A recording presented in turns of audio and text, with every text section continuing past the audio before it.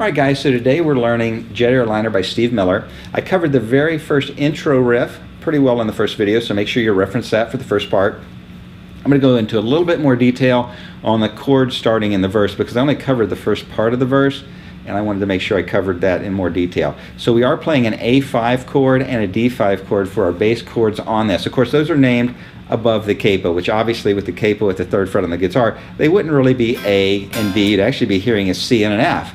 But if I call it C and F, you would be making different shapes. You'd be like, wait a minute, I don't see that as a C, it looks like an A to me. So that's the way that we really work with the capo. Whenever we have the capo, we'll just use the familiar chord shape name. Makes it easier for you guys to hit the right chord. All right, so the A5, holding down the 2nd 2 frets on the 3rd and 4th strings and the open 5th string is going to be our bass chord for the A part. We'll be going back and forth with the 4th fret on the 4th string to give it that boogie woogie rhythm. So we're going to go 2 strikes on the A, drop your ring finger down on the 4th fret of the 4th string for 1 strike, then back to the A for 3 strikes, and then back to that 4th fret for another strike, and then we're going to jump right up to D5, which is going to be the 3rd fret on the 2nd string, 2nd fret on the 3rd string, open 4th string, going to hit that twice, drop your ring finger down again on the 4th fret, this time on the 3rd string for 1 strike, right back to the A for 3 strikes on A5, and then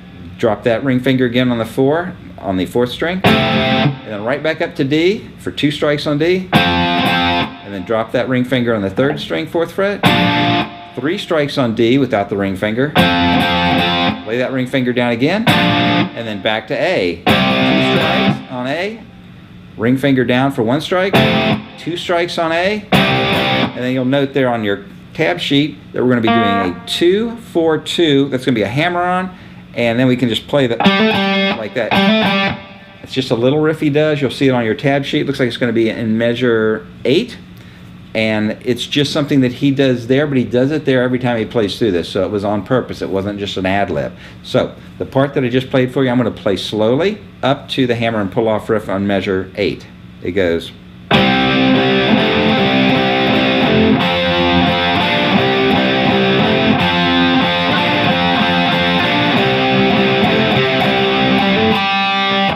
And that's how we play that part. Now I would really recommend stopping the video here, set your loop points, and go over that as many times as you can. Maybe even drop it down to each individual measure so you can get it down at a slower pace and then ramp it up and play it all together before we go to the next part. Alright guys, so the next part we want to play sounds like this.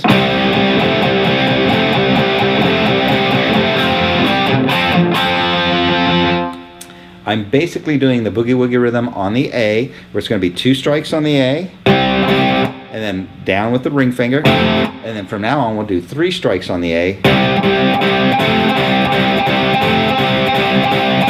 and then to end it we're going to do D5, 1 strike, A5, 1 strike, 2 strikes on D5, and then we'll go back into the boogie rhythm again, if you can say that 5 times fast. Alright, so let me try this for you slow. One more time, I'll do it a little slower.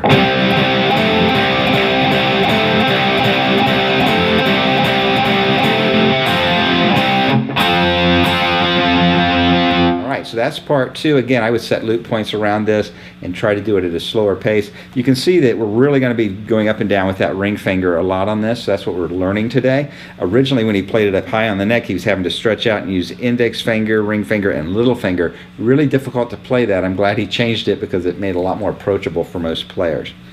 Alright, one other thing I didn't talk about was direction of strum. Now, if you look at the strum bars that I have here, on your tab sheet, you will notice that I do have some up strums, and that would happen on the beat before I put my ring finger down.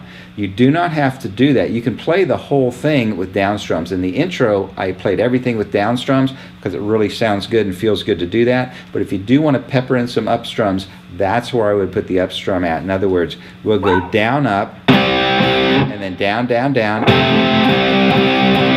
But you can do up strum right before you put your ring finger down like this. I'll do it slowly.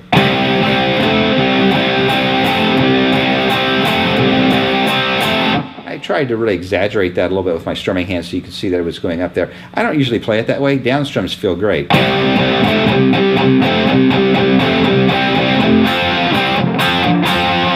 play that whole section with down strums. So if you want to play this whole song with down strums, that works perfectly. I usually do it that way because it feels a little bit harder. All right, next up, we're going to do the next part. All right, for this next section, we're really going to ride on that A back and forth with the ring finger until we get to a G and a D. It's going to sound like this.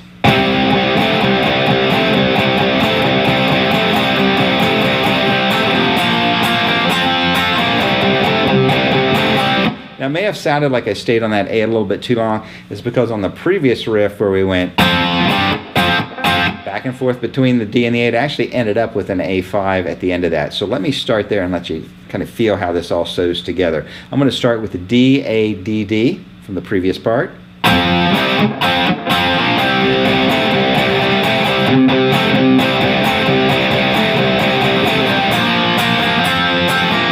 So you can feel how the very first section I played in A5s, it kind of sews into that D, A, D, D. So it feels very good to do it that way. I just clipped it after I did, because that was such a different part that when I covered that, I wanted to really focus on that. All right, so the end of this, other than playing the A, all we're doing is we're going to do G and D. It's going to be a G chord, which will be 3rd fret on the 1st, 2nd, and your 6th strings, 2nd fret on the 5th string. And we're going to do down, down, up. This is where I would definitely use an up strum at the end. It goes down, down, up. So, and then D, and down, down, up on that. So it's, and then back to A. So all we have to do is have that in our pocket. We're going to do G is down, down, up. D, down, down, up. Right back to A. Remember when we're playing this A, we'll do 2 strikes on the A before we do the ring finger the first time, and then after that it'll be 3 strikes on the A before we do the ring finger like this. 2, and then everything else is going to be 3. 1, 2, 3 down, 1, 2, 3 down, 1, 2, 3 down, and so forth. So that's how we create that blues rhythm. All right, next part's coming up. All right, guys, so now we're looking at the chorus to Jet Airliner. I'll play it for you, and then we'll talk about how to play it.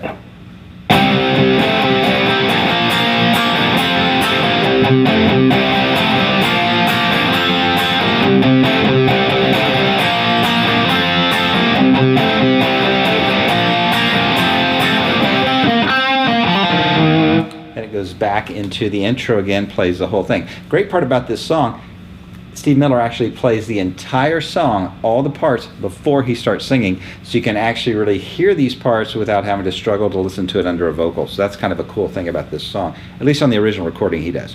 All right, so for the chorus, we're basically just going to play the A part. We go into it. Then we're going to do G, the down, down, up, D, same down, down, up, and then back to the A.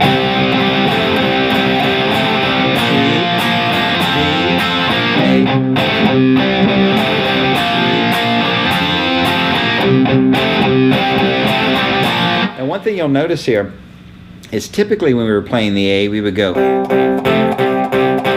and immediately go into our G and our D. In the chorus, we're going to do this. A. One extra strike on A5 before we do G. It changes the feel just a little bit. So for the chorus, we're doing this. G, A,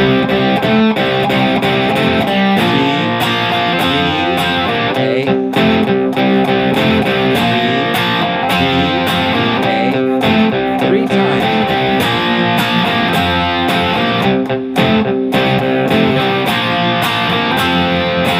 Then back to the intro. That contrasts to the part right before the chorus where he's going.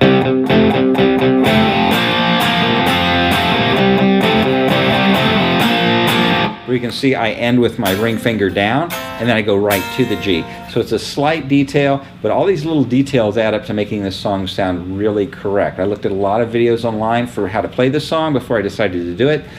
All right, so I'm going to play all the parts together now.